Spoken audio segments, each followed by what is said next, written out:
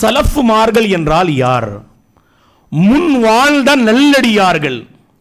அவர்கள் குர்ஆன் ஹதீஸின் அடிப்படையில் சுப்ஹானல்லாஹ் அவர்கள் தங்களுடைய வாழ்க்கையை அமைத்துக் கொண்டார்கள். இந்த மார்க்கத்தை குர்ஆன் ஹதீஸின் அடிப்படையில் அவர்கள் புரிந்து கொண்டார்கள். குர்ஆன் ஹதீஸை மையமாக கொண்டு அவர்கள் மார்க்கத்தின் பிரச்சாரத்தில் அவர்கள் ஈடுபட்டார்கள். இவர்கள் தான் சலஃபுமார்கள்.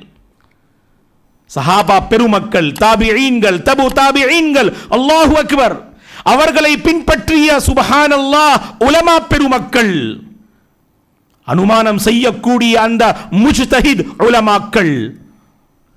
والسابقون الأولون من المهاجرين والأنصار والذين اتبعوهم بإحسان رضي الله عنهم ورضوا عنه என்று அல்லாஹ் மிக தெளிவான முறையில் அத்தௌபா எனும் அத்தியாயத்தில் வரக்கூடிய இந்த வசனத்தில் அல்லாஹ் கூறுகின்றான்.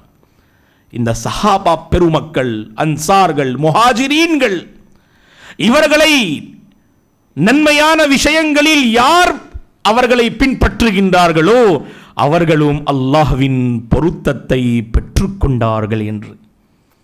ஆகவே சலஃபுமார்கள் என்றால் யார்?